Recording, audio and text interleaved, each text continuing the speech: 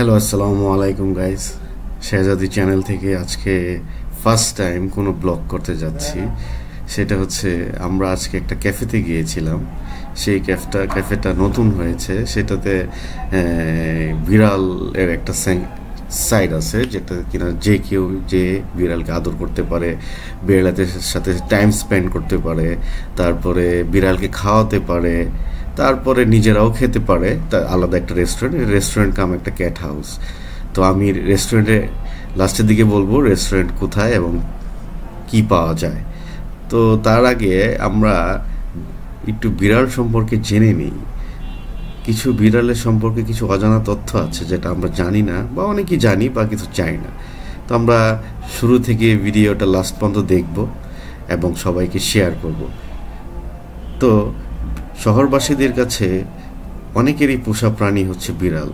এটি বর্তমানে সবচেয়ে জনপ্রিয় গৃহপালিত প্রাণী। বিড়াল খুবই আরামপ্রিয় একটি প্রাণী। বাংলাদেশে একে বাঘের মাসি বলে ডাকা হয়। অনেক বিড়াল পোষণ ইঁদুর মারার জন্য। তাছাড়া দুধ, মাছ, মাংস বিড়ালের সবচেয়ে প্রিয় খাবার। এরা খুব নিঃশব্দে চলাফেরা করতে পারে কারণ এদের পায়ের নিচে নরম মাংসপিণ্ড থাকে। অ্যাকচুয়ালি বিড়াল কোথা থেকে আসলো? প্রায় ৯,০০০ বছর পূর্বে প্রাচুর্যের কৃষকেরা সর্বপ্রথম বন্য বিড়ালকে পোষ মানতে সক্ষম হন।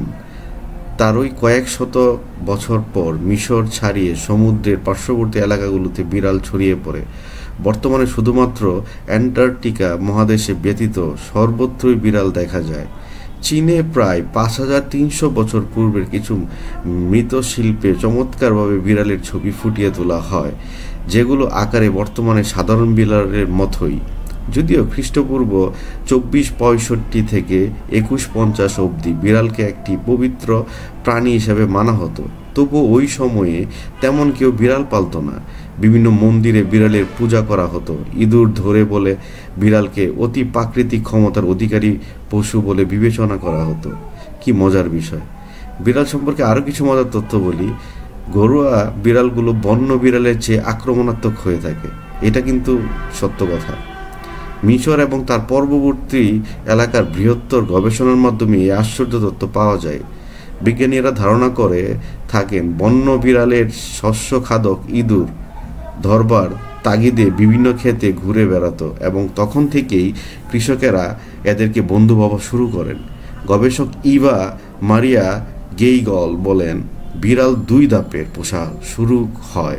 প্রথমে পূর্বাঞ্চলীয় অঞ্চল কোনো দেশে এবং তার অনেক পরে মিশরে। এরপর বিড়ালগুলো জাহাজে ছড়িয়ে পড়ে, কারণ তখন জাহাজের মজুত করা শস্য এবং পূর্ণ ইঁদুর কবল থেকে বাঁচাতে একমাত্র কার্যকরী পন্থা ছিল বিড়াল। তো বিড়াল অ্যাকচুয়ালি এভাবে ছড়ায় পড়ে যে জাহাজে করে যে অনেক মজুদ বিভিন্ন দেশে যায়, তখন ওই মজুদগুলাকে যেন ইঁদুর আক্রমণ করতে না পারে, তখন বিড়াল ছেড়ে দেওয়া হয়তো ওই জাহাজগুলাতে। তো তারা এক দেশের থেকে আরেক দেশে এভাবেই ট্রান্সফার হয়ে গিয়েছিল। ইঁদুর ধরা থেকে যেভাবে পোষা প্রাণীতে পরিণত হলো, কিভাবে ইঁদুর আমাদের এত পোষা প্রাণীতে পরিণত হলো? বিড়াল শুরু থেকে এত আদুরে বা অলস ধরনের প্রাণী ছিল না, কিন্তু তারা কিন্তু এত আদরের এবং অলস ছিল না। কিন্তু প্রায় কয়েক বছর ধরে কৃষক এবং নাবিকের হয়ে তারা ইঁদুর ধরেছে এবং অনেক উপকার করে এসেছে। প্রকৃতপক্ষে বিড়াল মানুষের সঙ্গ বেছে নিয়েছিল, এতে দুই পক্ষেরই লাভ হলো। গবেষণায় আরও জানা যায় যে প্রায় ২০০ রকম প্রাচীন বিড়ালের মাইটোকন্ড্রিয়াল ডিএনএ পরীক্ষা করে দেখা গেছে এগুলো মূলত পাথরের যুগ, মিশরের মমি যুগ কিংবা ভাইকিং গ্রেভসের সময়কার। বিড়াল পুরো ইউরোপে ছড়িয়ে পড়ে রোমান যুগে। কিন্তু মজার ব্যাপার হলো টবি বিড়ালগুলোর উৎপত্তি হয়েছে মধ্যযুগে। এই বিড়ালগুলোতে ডিএনএতে এমন কিছু জিন পাওয়া যায় যেগুলো গবেষণা করে দেখা গেছে বেশ কত বিড়াল দেখা গেছে বিশেষ আকর্ষণীয় ওঠে। বুদ্ধির দিক থেকে টবি বিড়াল অন্য প্রজাতি থেকে পিছিয়ে আছে বলে আমরা ধারণা করি। ডক্টর গেইগেল আরও বলেন, বিড়াল আসলে প্রথম দিকে খুবই সংকীর্ত হতো, যা কুকুরের বৈশিষ্ট্য সম্পূর্ণ বিপরীত। কিন্তু এছাড়া বিড়াল অনেক বেশি উপকারীও ছিল। কিন্তু বর্তমানে অনেক রকমের সংকর বিড়াল দেখা যায়, যেমন ব্যাম্বনি, কর্নিশ রেক্স, পার্সিয়ান ইত্যাদি। বর্তমানে যারা বিশ্বে বিভিন্ন জাতের গৃহপালিত বিড়াল দেখা যায়, এর একটি ছোট তালিকা নিচে দেওয়া হলো। যেমন আমরা বিভিন্ন ধরনের বিড়াল কিন্তু এখন পালি, বিশেষ করে এখন বাংলাদেশে যেটা হয়েছে, পার্সিয়ান বিড়ালের প্রতি আমাদের একটা ফেসিনেশন তৈরি হয়েছে, এবং সেটা খুবই আরামপ্রিয় এবং খুবই কুল থাকে, অলস থাকে, এইভাবে থাকে। তো বিড়াল আমাদের আসলে অনেক অনেক উপকার করে থাকতো, এভাবেই আমাদের ইতিহাস বলে।